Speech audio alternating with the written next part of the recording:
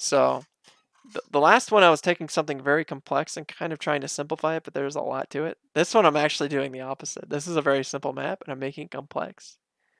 Which, as you can see by the layout I have here with all these heroes, you're probably wondering, what the hell is this? This man is crazy. And you'd be right to ask that, to think that. But Dragon Shire is a real interesting map in my opinion. It's kind of played wrong a lot of the times. A lot of times I noticed even in master games, teams try to end top lane, which is the longest lane and the least safe lane because of these bridges. Like as soon as you're here, it's a death trap. You can get stuck on either side. It's not fun. You know, all kinds of bad things can happen. Mid lane, mid lane's a lot safer to a degree, but you got bushes here, here, here. You know, you got all kinds of angles. And as soon as you're way up here, you know, again, this is all assuming we're the blue team.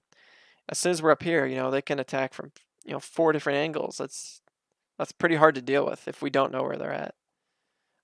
Bot lane is generally the safest and the easiest lane to play in because, you know, if we're up here, usually it's pretty easy to have a hero anchoring right here, which is their only points of entry, the only points where you can get hit on this map. Let me switch to this tab real quick. But if our whole team's right here and let's say this is all dead, and maybe this is alive, maybe it isn't, the only points of entry the enemy team has on us is here, here, and here. Generally, they're not going to come from behind, and because of the way this map is set up, if we have like you know, like let's say we have, God, who's an offlaner I haven't used? Let's say our offlaner's Blaze. Blaze is just chilling in the bush. This entry does not exist. They can only come in behind us or in front of us. And if they come in behind us, you know, this is going to sound crazy, but they don't necessarily have us trapped. Do you know why?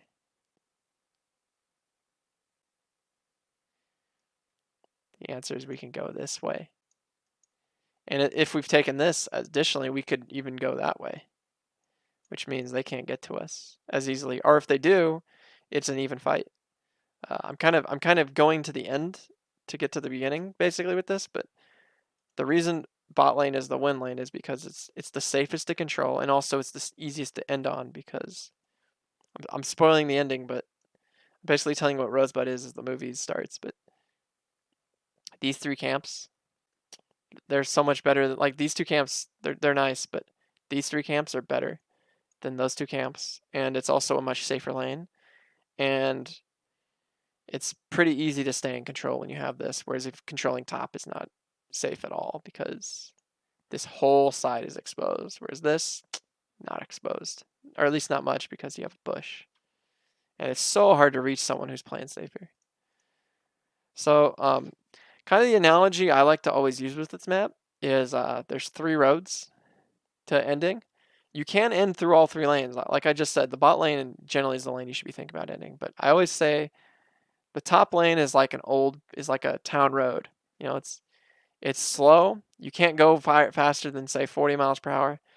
If you're gonna end, it's gonna be a long time. Like you're talking level 22-ish, probably at the earliest usually. There are specific comps that do work with doing this, specific Abathur comps or Samuro comps sometimes, but that's about it. And those, again, those go super late game, so that's annoying and hard. Mid lane, it's kind of like a back road highway. You know, you can go fairly fast, but you can't go that fast if you're trying to end. You know, it's nice, but it's not great. Bot lane, I always like to say it's like a no speed limit freeway. If you're freaking going fast, if you're killing the other team, the game's ending quicker. You can end this in less than 10 minutes pretty easily sometimes. If you just get like a couple kills, take this early, it's over.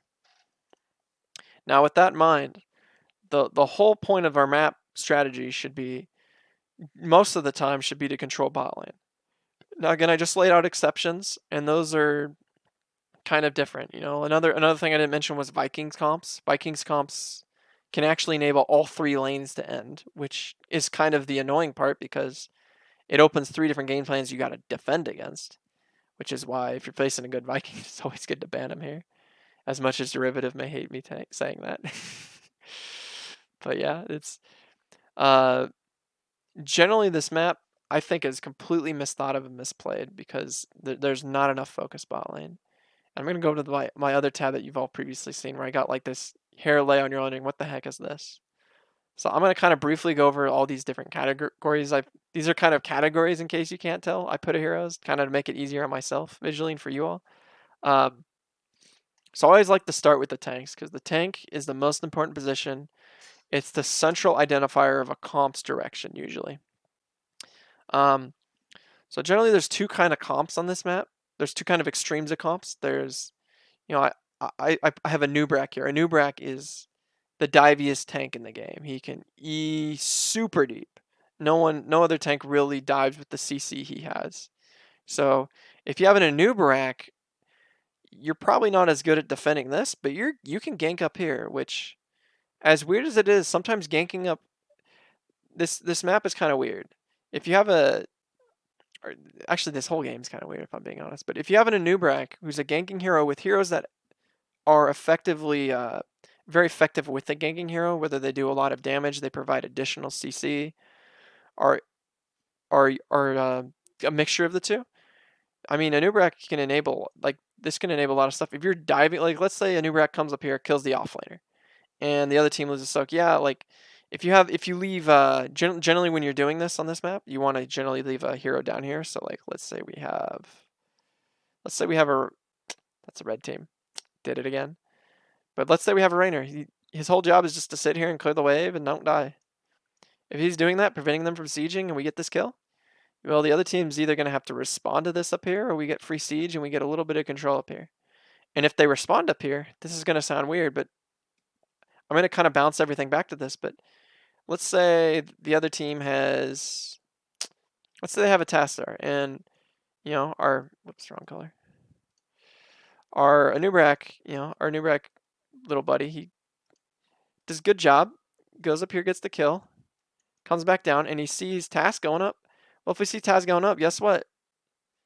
Like again, like this is a kill top, but hey, we turn this into bottom siege, or hey, we get their giants, or hey, we get the knights and then siege.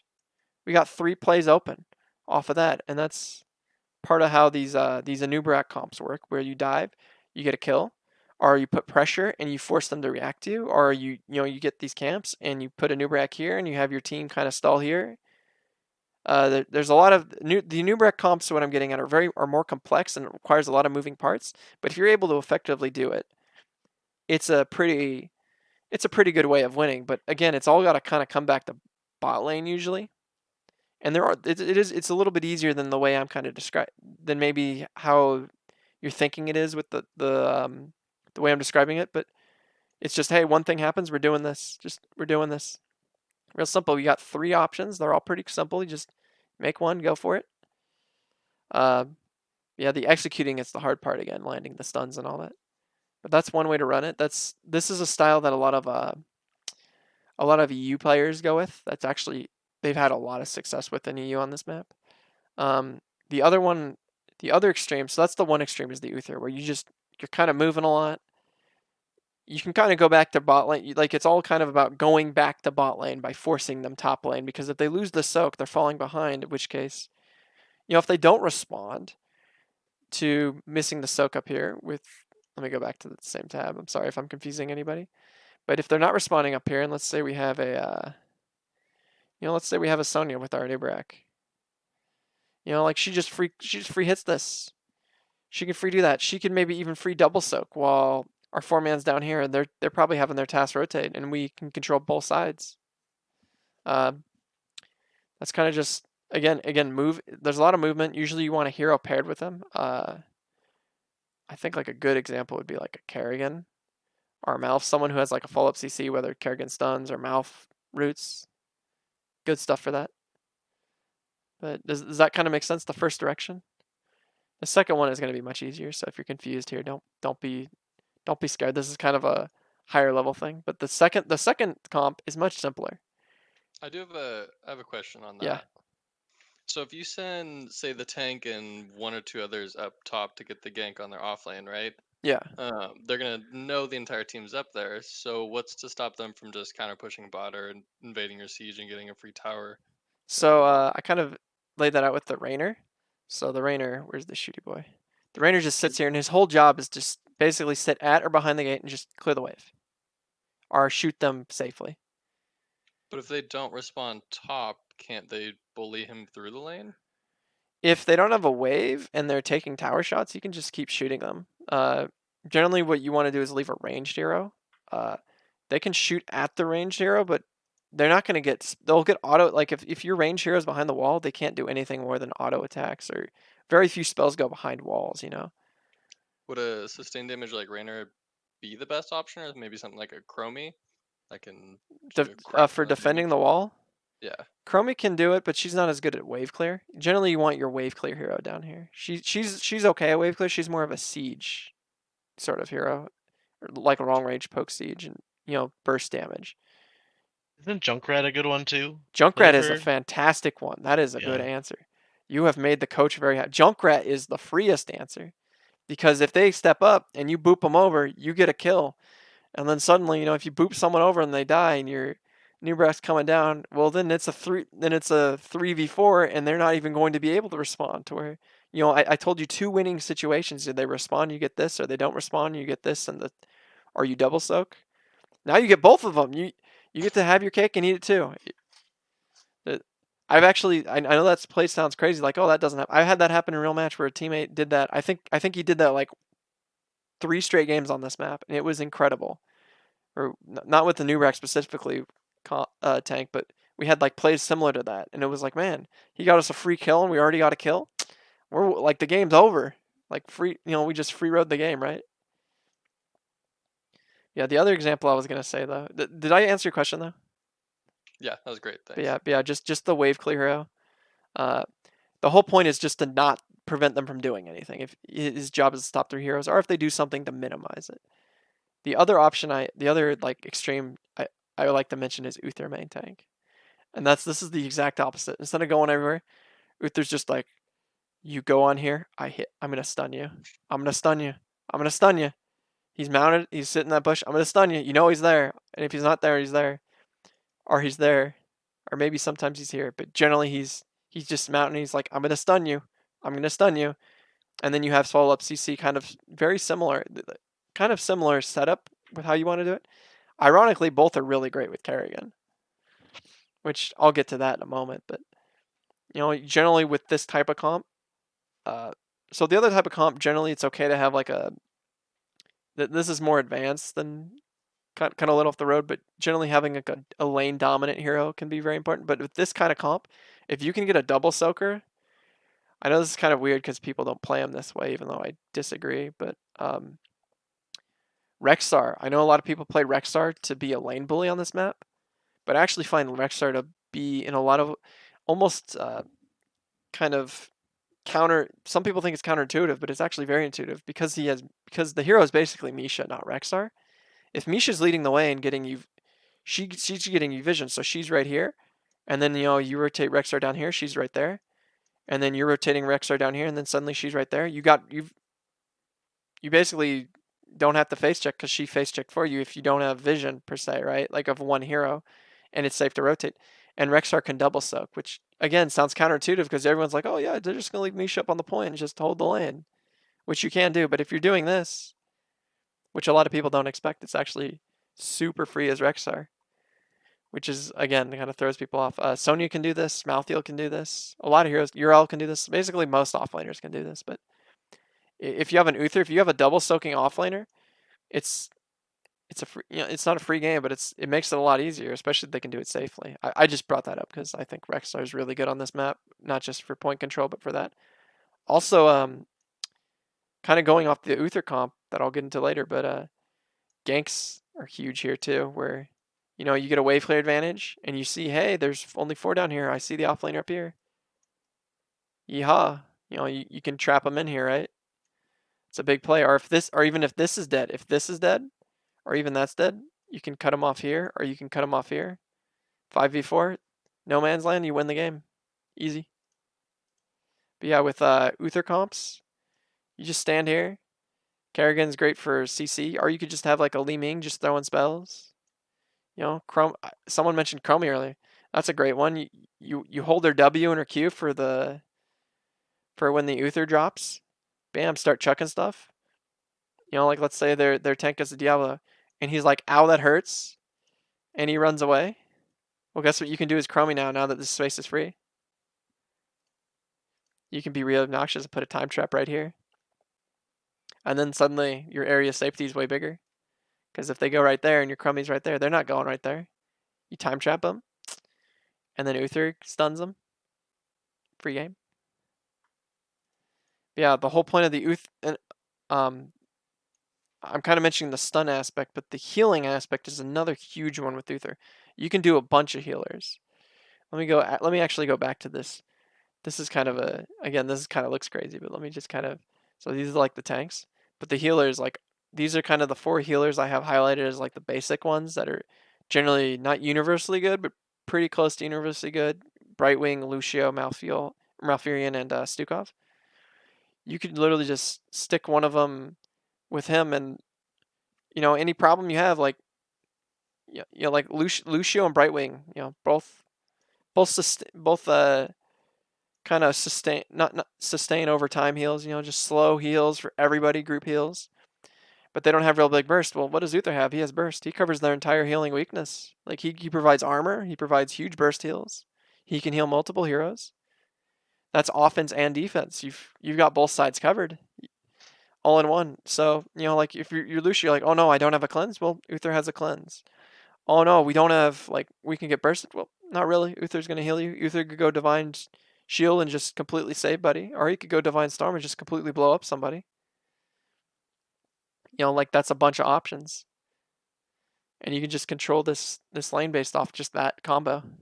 Does that all make sense? What I'm kind of going over right now? Because I'm gonna kind of work backwards to the rest of the comp, just in case you don't know. Is there any questions before I move on?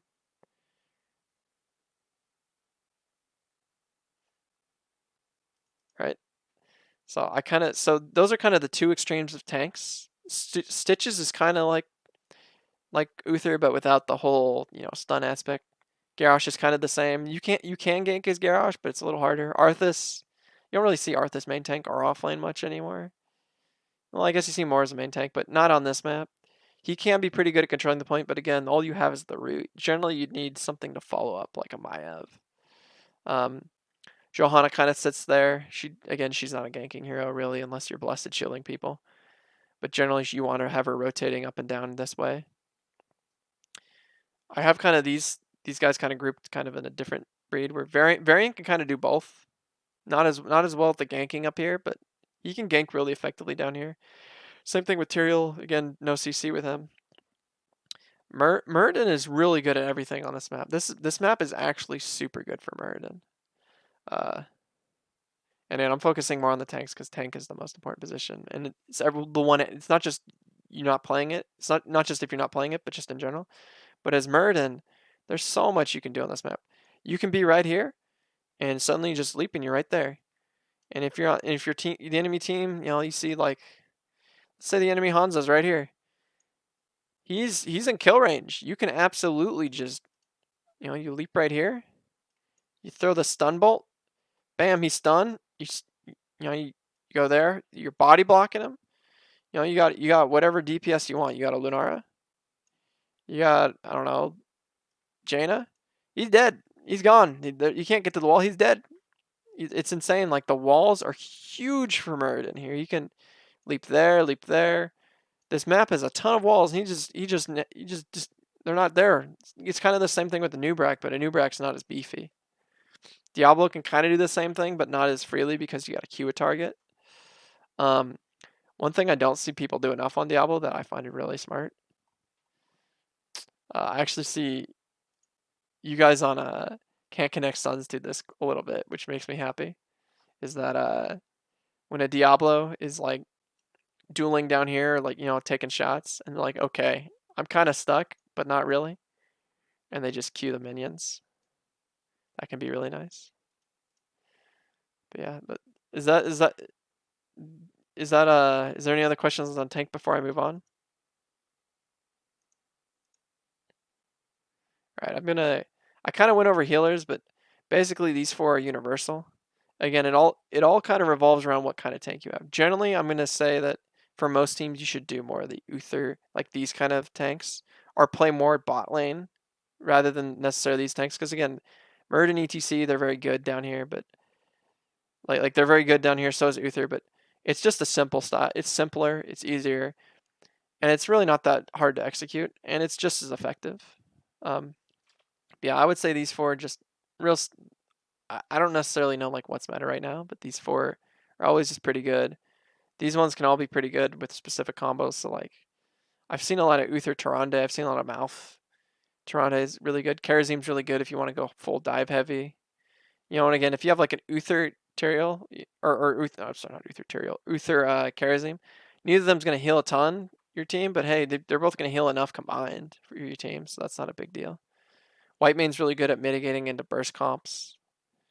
So you know, if you're facing a team that you think is gonna be like obnoxious with how much they're gonna burst you, she can be really good with their ult.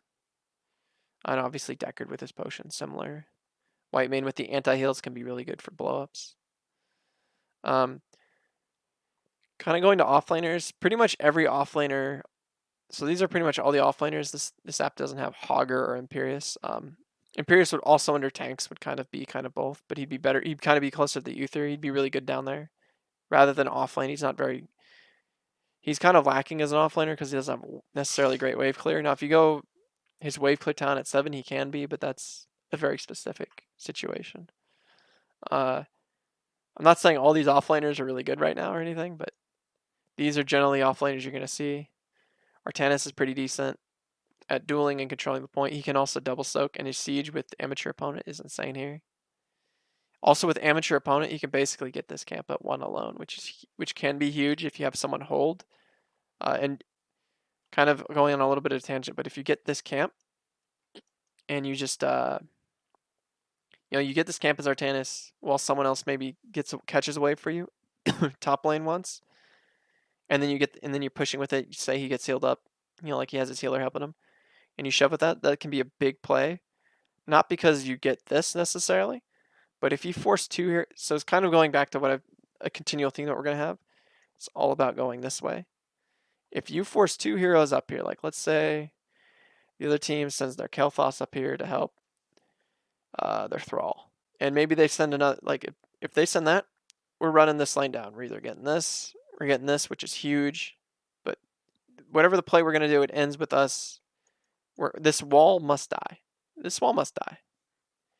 And going off that, just going off that, that's a big play that he can enable.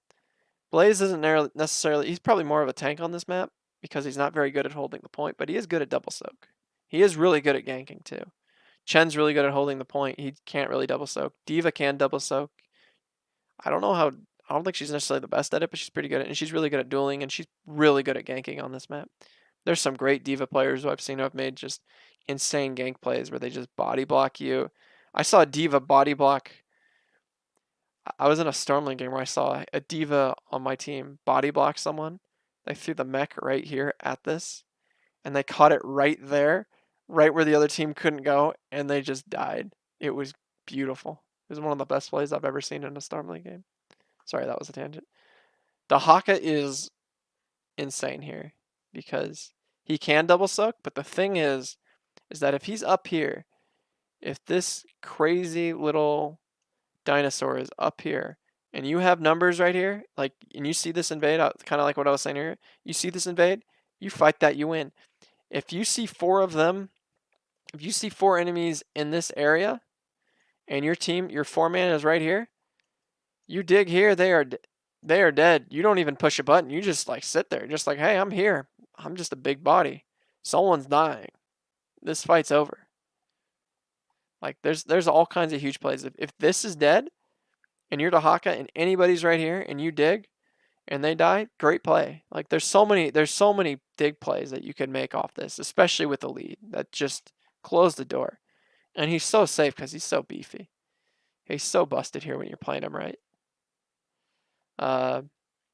Gazlo's insane with the turrets up here. He can also double soak, but generally, I don't know. There's kind of a weird balancing act with Gazlo. I'm not the best expert on him. Illidan can double soak, but his dueling, Illidan's weird because his dueling is very important, but it's kind of like Dahaka because usually you're going hunt, but if you're going hunt and you're just like, generally his hunt range is like here. So generally you want to be like with Illidan when you get 10. You want to be able to rotate like right there so you can hunt whoever's right there. But if you can make those hunt plays kind of like the Dahaka plays, it's huge. It's big money plays. That can change a game 5v4 instantly. Beautiful.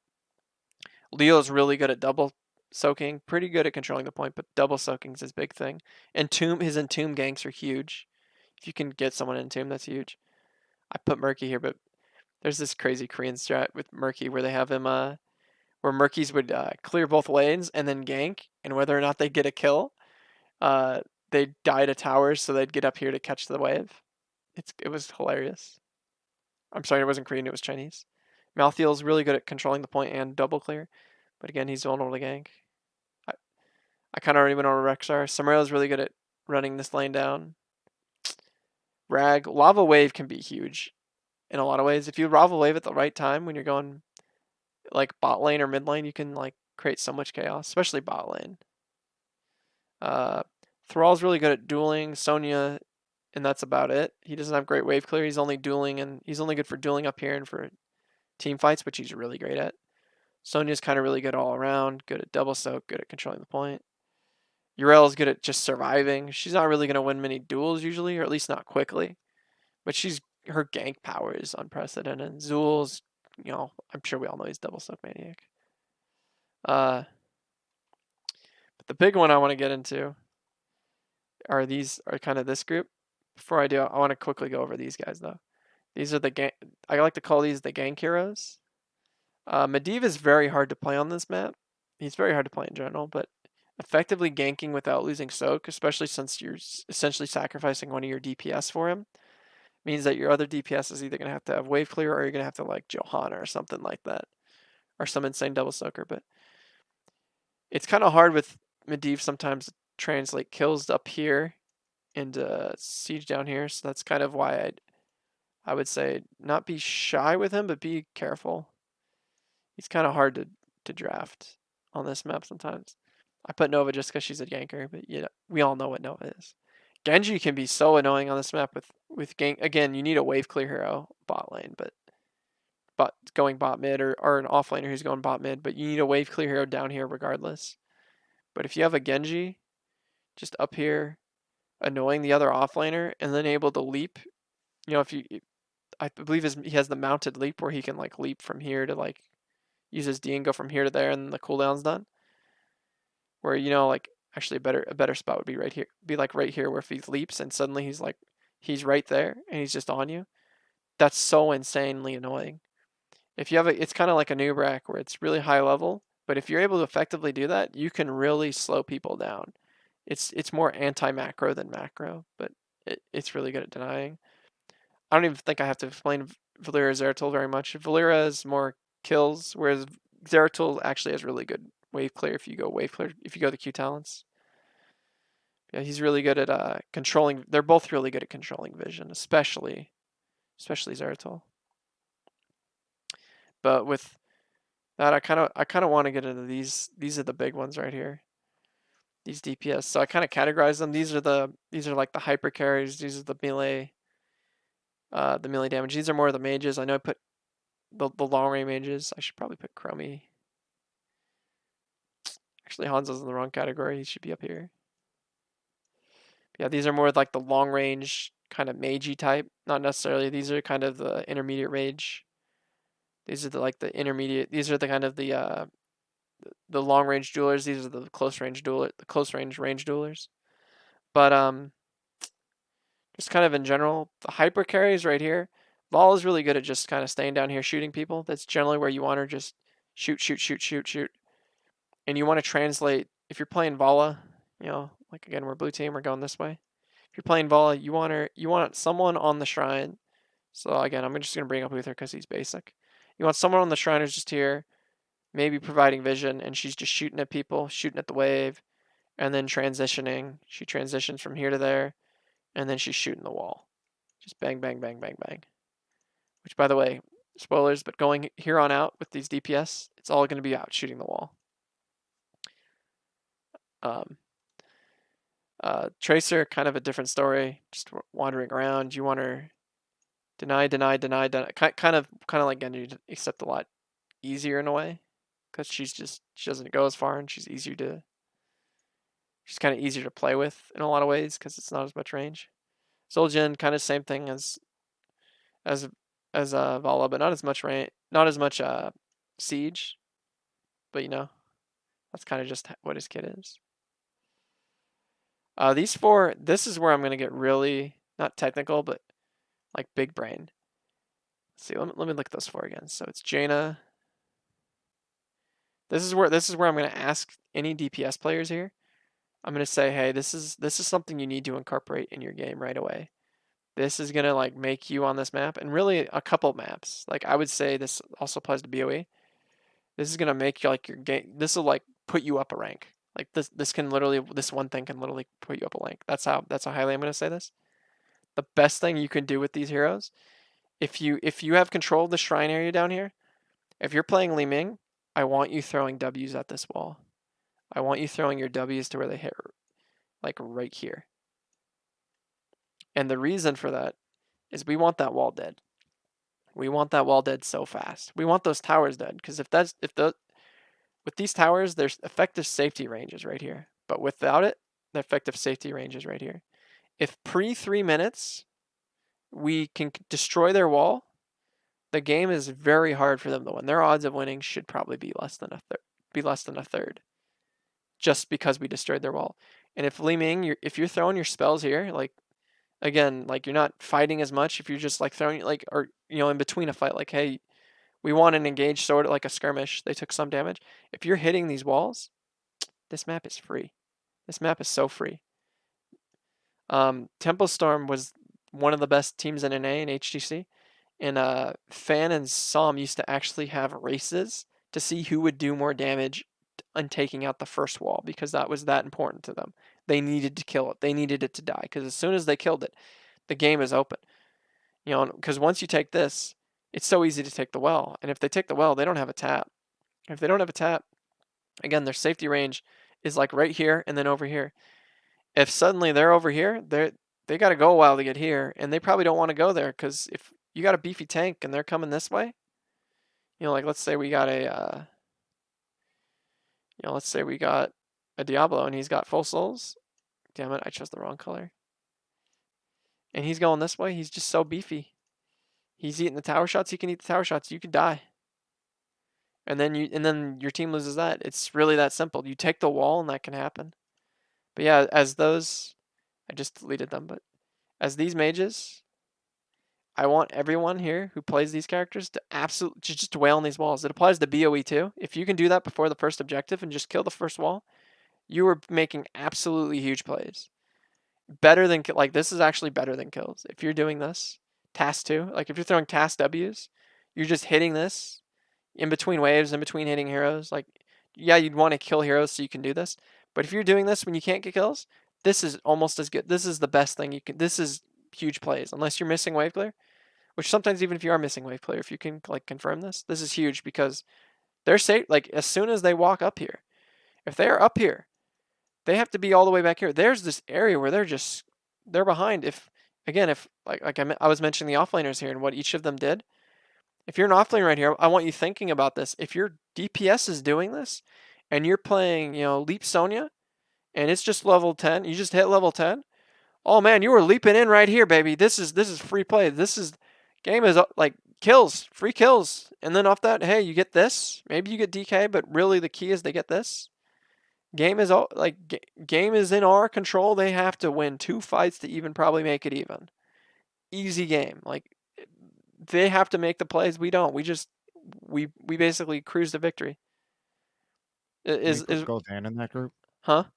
Can we put Gul'dan in that group? I was gonna say with them. So I have this as a different group right here, but these are more long range mages. So with these, this requires you stepping up with these 4, and that's kind of why I separated them. Is Kael'thas, you kind of got to step up to Q or W them a little bit. Like you got to be like around here-ish, Probably should use a different color. And same thing with like Jaina and especially Li Ming and Tass. But with Gul'dan, you generally want to be a little further, and that's why I didn't list them here. Hanzo, like, so Chromie, if you can spare W, like again, Chromie's generally you want to control down here, but if you can spare W this, absolutely W these, Q these, as much as you can when you can. Gul'dan, yeah, Gul'dan, you're probably not going to be in Q range as much, but you can be. But if you can W these, absolutely W these. But it's not as, I would say it's not as high a priority for him because he doesn't do quite as much as these four, if that makes sense. But if you can, absolutely. And then Junkrat's in that same category. Junkrat's good at shooting down here, and he's good at. Actually, let me just full switch to the next category. But all these heroes are again like kind of their main thing is their long range, right? They can basically trade for. They don't have to trade. They can free hit you. So Hanzo, I didn't really go over it, but Hanzo's big thing is he can free W everything, and his vision arrow is huge, so you can almost be ungankable with Hanzo. Again, he has really terrible siege, so you're not going to look to siege with him much. You can, but it's not going to be much. Junkrat's not as good at controlling this, but he's at least in terms of damage, but he's good with his obviously both of his W and his E. But yeah, kind of like what you were going at with Gul'dan. He can just hit this, and it's much slower with those heroes I was going over. The reason I was mentioning it more so is because I don't see anybody like I see so many masters and GMs who don't even know to do that. I could probably turn on a CCL match. I'm like, okay, Li Ming's right here. She has all her abilities. Why isn't she throwing her spells out right now?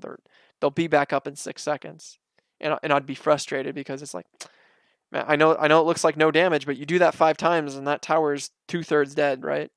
That's why I'm like really on about it, because one tower, 2 towers, just suddenly it's like a house of cards that falls down, and once that falls down, the game's in your control. Like if you're controlling this point and you're doing that, you're turning your tank's play, which is usually them controlling this point, off making great plays, off not getting hit by key skill shots, off getting key stuns and key CC, and turning it into big plays to, it's kind of additive, like your tank makes a good play, you make a good play. Suddenly the next good play is so much easier to make for your team, and the other team, they got to make 4 good plays just to even catch up to where you were 4 steps ago, right? Is all this kind of making sense? I hope I'm not, I'm going to like pause for a second and ask. You're good. Yeah, because like again, like the whole point I'm trying to get is that's the dead thing. But yeah, so these 4 I kind of want ranged. Mephisto, you're going to be more range. He's more about controlling the point, but he can kind of do both siege. Hammer obviously is more about siege. Zagara is more about slow range choke. With these 3, that being Greymane, Raynor, and Sylvanas, if you're playing these, I'd want you to focus on kind of constantly switching what you're doing. I want you, camp, wave clear, siege, fight on point. Kind of those are the 4 things you should be doing. Sylvanas more so to the siege than any of the other 2, but really they're all good. And then these 3 are good at melee, at kind of close range melee dueling. These are 3 really good dueling heroes right here in Cassia, Phoenix, and Tychus. But so I've kind of mentioned siege a lot. I know we're like, what the hell? This is Dragon Shire. When are you gonna mention the Dragon Knight? The reason I haven't mentioned the Dragon Knight yet is because again, controlling this is the key point. Getting the siege here is the key point. But I don't want generally the rule on Dragon Shire that I've been taught is you don't want to look for DK unless you have 2 kills. Now, once you have 2 kills, you can absolutely take DK usually for free. But the thing with the DK, and I'll see, most of you play in NGS, right? I'm sure we've all, even if you don't, I'm sure if you've watched an NGS match or played Storm League, where you've been in matches where, hey, even you get the 2 kills, the other team will 3-man commit to just stalling you for so long that, let's say they just, hell, let's say the other team has Hanzo and Junkrat. They're just spamming stuff at you from frickin' over here, and you can't kill them, and it's annoying. And just suddenly you're up here, you're trying to get this, you got that capped, and just nothing's happening. Like you commit 4 or 5 heroes up here, and then you finally chase them off, and then suddenly another hero shows up here and caps this. You just wasted 30 seconds. If you can secure it with 2 heroes dead, do it, but the key thing that I always see is this situation will happen, and then nothing happens, even with the even with 2 heroes dead. Like, just nothing happens. Like, you waste 20 seconds. Now, if you can get, again, 2 heroes, absolutely try. I would say definitely look at. You need to more than at 1 hero. You can maybe in late game you can maybe considering building up to getting it, but with mid late game, so that's like level 13ish on. But anything before that, like, don't. 2 heroes, absolutely consider. Like, you need to absolutely like look at. That's an option that you need to consider that as an option. 3 heroes, you almost should definitely win it. But if you have free, like if you're already down here, like, here, let me just wash this away real quick. But if you're already down here, and you're, like, this is dead, and you're already like right here, just get these camps. Like, that's just as good. Just get all of them. And if they're committing, and again, kind of going back to what I was saying in the vision, if you know where they're at and you can get it, absolutely just go get it. But if you don't, or you think they're gonna contest it, and be able to do it safely, then you can just do the next best thing, and that's get that. So it's kind of more like don't lose your advantage because you just focused on the Dragon Knight. If you're gonna lose your advantage, make it because like you overcommitted to siege, which is not really much of a thing when you're up heroes. Does that make sense? Why I kind of have skipped the Dragon Knight, but absolutely, if you can get the Dragon Knight, get it. And the thing with the Dragon Knight is generally the order you want to go is you want to get bot, like all of bot. You want to get bot, and then there's kind of a dilemma. There's 1 or 2 options. The first option is that. The second option is that. They're both kind of equal in terms of value. I tend to lean in option 2 over here, but with option 1, one of the reasons you want to take out all of this over just that wall, and again, option 2, I'm just talking about purely this wall. If you take this away, their safety range is right there and right there, and so taking these giant camp is a lot harder for them. Actually, I should do different color. Yeah, so basically they don't have, they're just as exposed as you are if you're fighting right there. And also their range of safety is a lot further if they're in this jungle. That's a huge deal, but killing this, basically, if you kill this, and this is why I tend to favor this, and again, this is just me, is if you kill this, that's dead forever. And if you get the next DK, you can probably end, usually. Or even if you get the next kills, then you get like a bunch of camps you can end. Do you always want to push with the DK, or is there ever a Splitting's time? fine. No, you can do both. You can do both. You can have like a team here and a team here. Absolutely. The only thing is, again, vision. You need someone visioning. If you're doing both, you probably want to have a tank. First off, you need to kind of have a general sense of where they're at, and you should have like a tank. Like, let's say, I'm just gonna use Johanna, but it could be any tank. You generally want to, depending on where you think their key numbers are at, you either want to have your tank here or there, kind of just warding. And hey, if they, again, depending on where your team is, of course, right? Like, I'm generally, if you're gonna do a split like this, your DK's mid and your team's bottom, right? Which again, that's a good strategy too, but you're rarely gonna see a team do that and take that at the same time. But actually, it's not super rare. I guess just uncommon. There is one last thing I didn't go over, and that's these camps. I mentioned that they're really good at sieging, but if this is really next level, if any of you can ever pull this off, it's like in Storm League it's impossible, but if you could ever do this in a match, I will be so happy. If you can cap this camp and cap these 2 camps and kind of do you guys know how to manipulate camps, like to shove them kind of, and shove waves, kind of bump into minions, make them move slower? It's kind of as simple as I say. You just like mount up and you just kind of get in their way. You just make them go down or up while they're going up the lane. But if you could stagger all these to where they're all grouped up, and you have all 3 of these camp, like let's just assume that's dead, and you have all 3 of these stagger up and just meet at a point. First off, you get the 20 spell armor. If you get them all staggered up, and even if this wall is alive, you should absolutely get the keep. And if you could do that, if any of you do this, I will be so happy. I might cry. Oh man, like this play is so big. If you ever get like a bunch of kills, and just get this, especially with the DK, this is a tempo storm. This is a big play that Tempo Storm and Team Dignitas used to do, where they got all these camps and got a DK, and they would just they'd have like a fort dead, and you're like, oh, hey, they might be able, they're probably taking keep, and they're like, no, and all their calls is we're ending, we're ending, we're ending, we're ending. And if you just stagger that, like stagger all these together to where, again, you got 4 giants, so you got 4 giants, you got this big camp, you got a giant there, giant there, giant there, giant there, and then like the camp just shoving. And again, you get 20 spell armor from the camp, and your whole 5-man's in there. You can absolutely just end a game. They can't duel you. You have 20 armor. You went 20 spell armor. If they fight you, they're losing unless they're like way ahead somehow. But generally in that situation, you win. That's kind of an advanced thing. Even if you can just stagger 2, that's really good.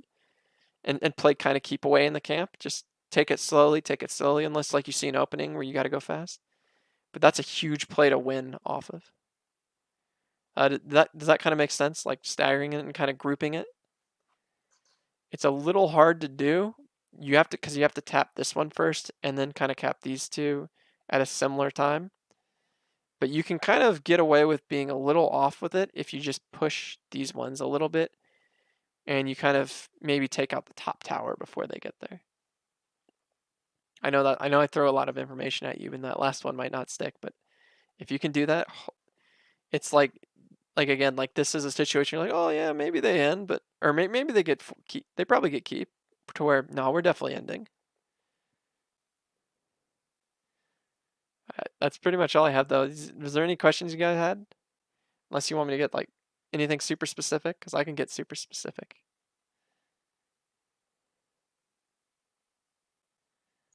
You said Murden's really good here. Was that just for the jumping over the wall there? I mean, he's good at surviving, but because again, he can jump over the reason he's jumping over the wall is good is not just because he can do it, it's because he can do it, go in, and then get out because of his, and then just recover because of his trait. So he has it all kind of those 3 elements: jump, stun, get out, go in. Like it's kind of like a triangle that kind of just everything elevates the other thing, if that makes sense. Gotcha. Anubrak's kind of a similar deal, but the thing with him is, again, he's just auto attacks destroy that hero. He just dies. If you're running like the Murden and Nubrak, are you looking more for the top lane gank sort of approach? So I put Murden with Anubrak, but Murden can be flexible. Anubrak you can play bot lane control, but generally, again, you want to be moving. The thing with Anubrak is it's more once you're in, and if he stays in too long, he's probably dead. Right. But if you're landing the stuns, the target should die, you know. Whereas Murden, the stuns aren't as heavy because they don't last as long. You know, he has a 1-second stun. I think Anubrak's total stun timer is something like 1.5 to 2 seconds, plus his cocoon. Like that's not as that's a lot heavier kill confirm, but yeah. And how do you enable that top lane rotation without showing in mid or like revealing that you're going for a gank side? So the way a lot of teams do it is they will kind of again that's why it's advanced is they will get the wave. So the waves should generally clash here and here, right? So dead even, right? But what Right. the top absolute smart teams will do is they'll have the wave just get a little bit more, just a little bit more, a little bit further over, to where suddenly the rotation, you know, from here to there is much shorter, or much shorter to do without showing in vision, and 2, there's no vision to show anyway. There's no vision to show. Does that make sense? Like they're going here, and then there. The other play is they just clear the other play that they do is they just clear the whole wave. So that wave's dead, and they just rotate that way. Which case, again, the walls only give yay vision. So yeah, those are generally the 2 things that they'll do. Is You could probably even psych them out too and clear the mid and then make it look like you're hitting bot and then just loop back up to yeah, top. exactly. There's a lot of looping plays.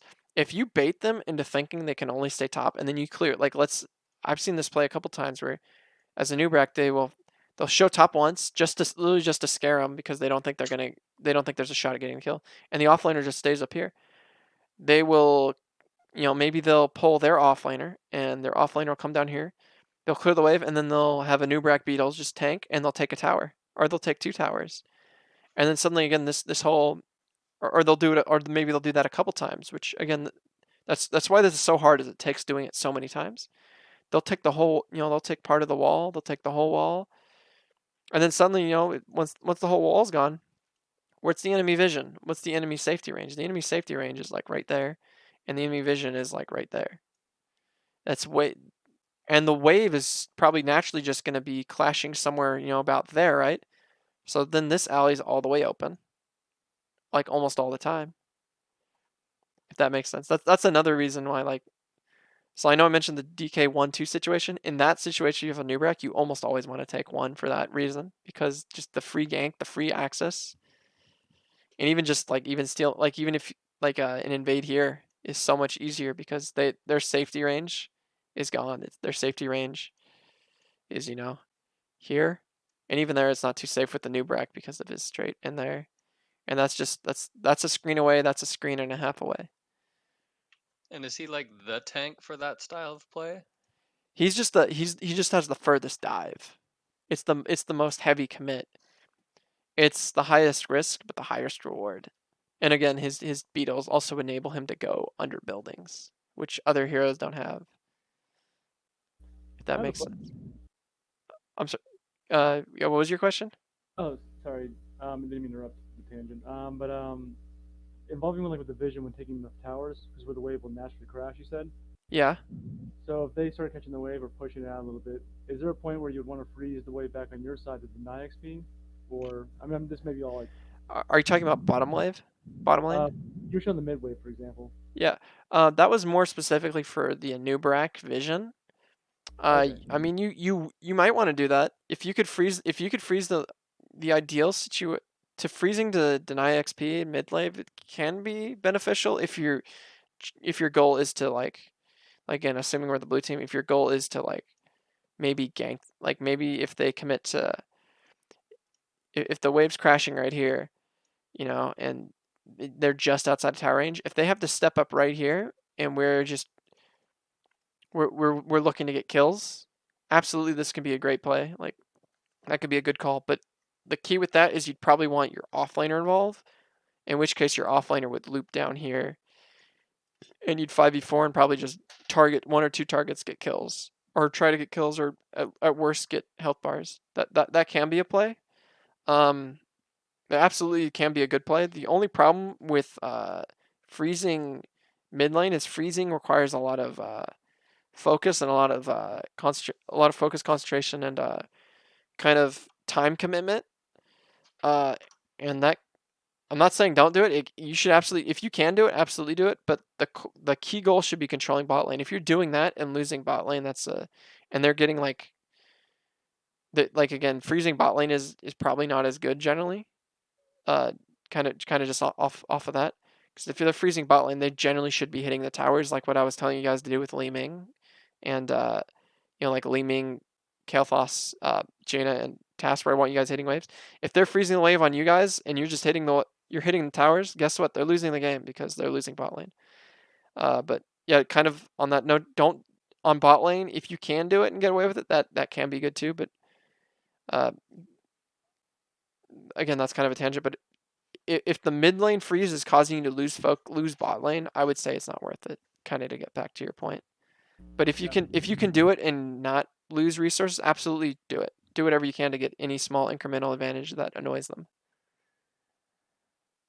I hope that. Yeah. No, I did. Was that a good answer? Was that the answer you're looking for? No, it makes sense because it's not as valuable as giving up that bot and potential freezes on your towers. Yeah, but again, if you can do it, do it. Like that's actually a good point. That's something that's really hard to do because, again, time commitment and also just research. Like, someone's got to be going up there every once in a while, and that can be hard. And that also means you're not. It's a lot easier now with the globe system to do. So that is a big. I kind of underthought of that, to be honest.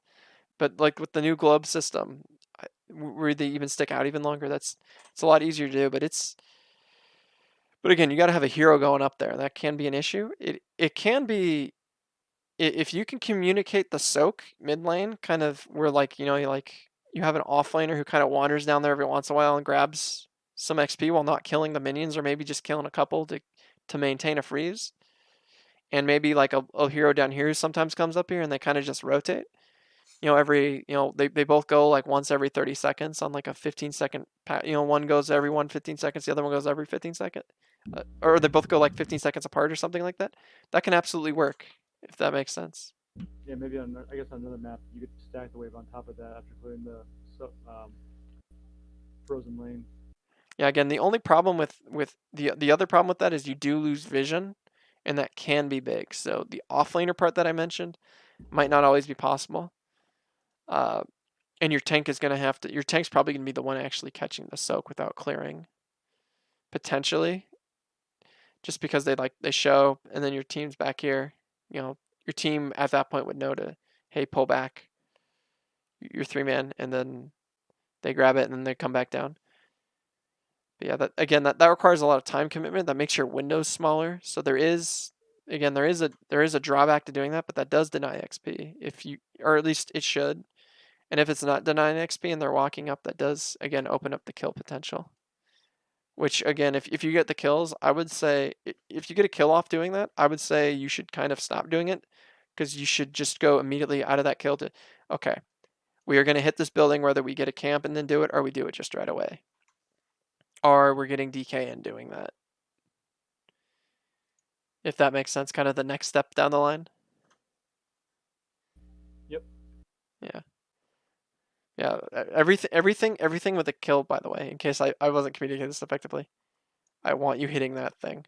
And if that thing's not there, I want you hitting that thing. And if that thing's not there, again, 1 and 2.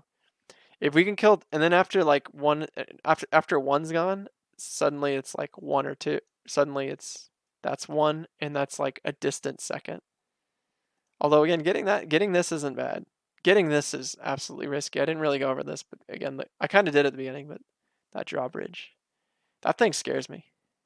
What are you looking to do after you secure that top lane gank if you run something like the Anub Kerrigan? I kind of said earlier where you kind of want to ensure the checkmate is in place. You basically put them in check, but you want to checkmate them to get a big advantage out of it. And that's either, again, we're freezing we're killing this wave so they can't siege down here with like our Rainer, which I mentioned.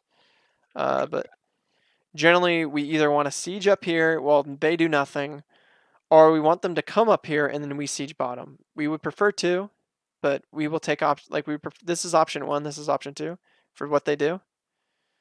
And hey, if we prefer option 2, but option 1 is fine. If we're taking the wall and making them less safe, the Anubrak dive, suddenly the range of Anubrak being safe without even taking tower shots goes from here to just, right there.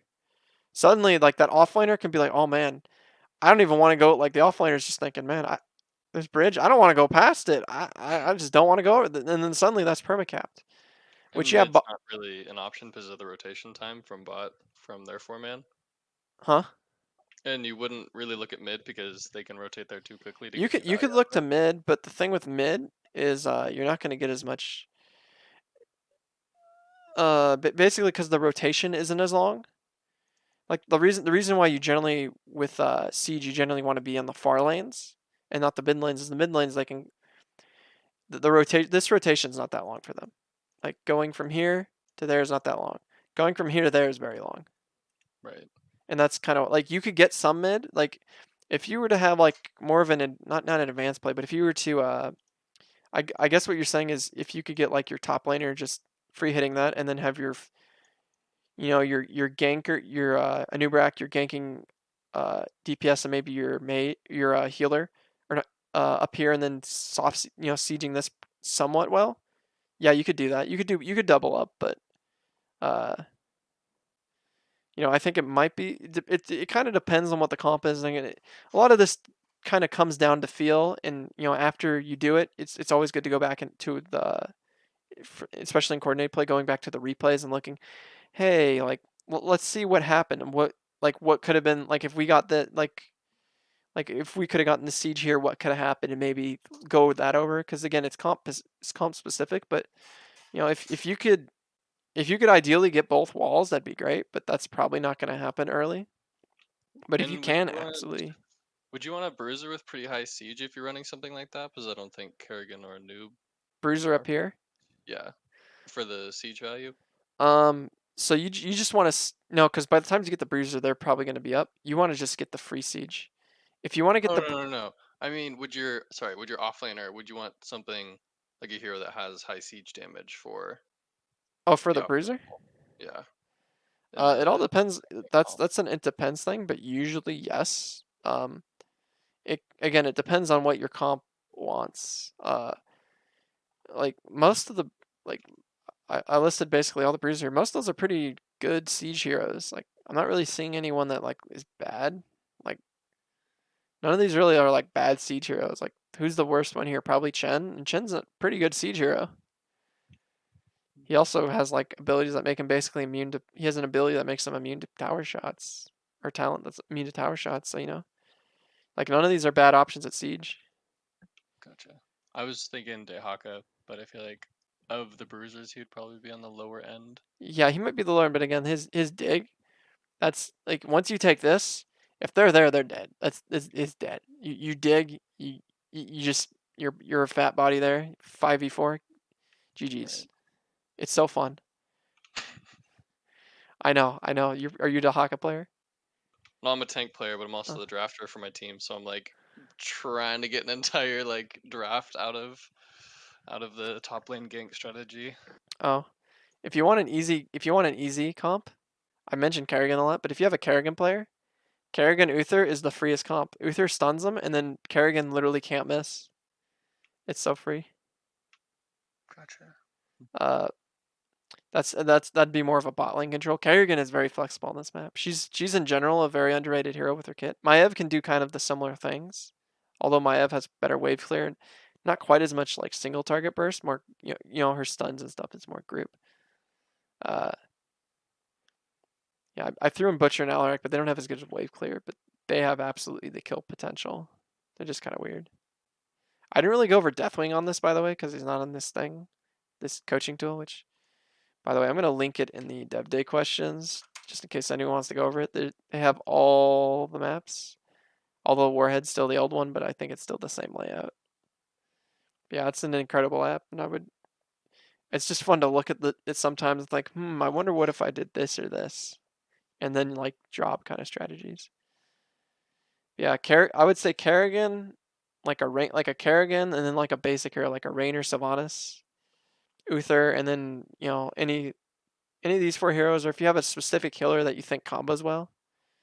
Like I know Wolf here, for example, his team ran a comp where it was like Tyrande Uther, and I was like, ooh, I don't know about that. But then like the Uther Tyrande combo was on point. I was like, oh, because the Tyrande also has her D removes armor, so it was like, man, like they were melting. A tank just kept dying. It was nasty. Like there was like they misplayed it terribly. My VOD review last. I think I wrote like a 10-page essay on how much I hated how they played it. I was like, and it was still they were killing that tank consistently.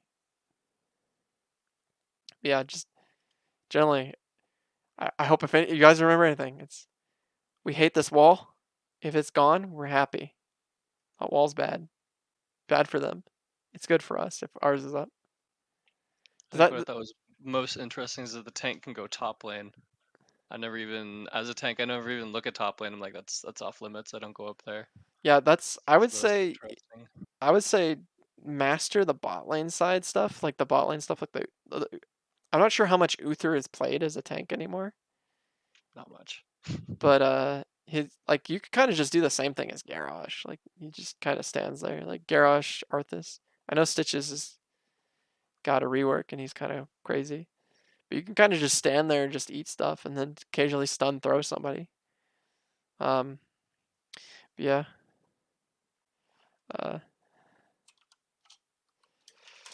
There's so many plays you can make by just like leaving an Uther and standing there and just stunning people. It's so and again, like I mentioned Lucio and Brightwing about how they don't have great burst heal. It sucks. Like it sucks. You're like, man, they're so good, but they don't burst. And then you have Uther. It's like, oh, hey, no weakness. other than the tank doesn't go far. But hey, we won the. Like, they can't step here because our tank is there, and if they step there, they die. So we don't need that.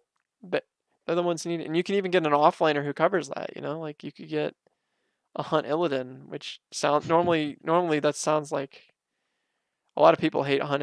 Think Illidan's not that good. I still think he's pretty good in some spots.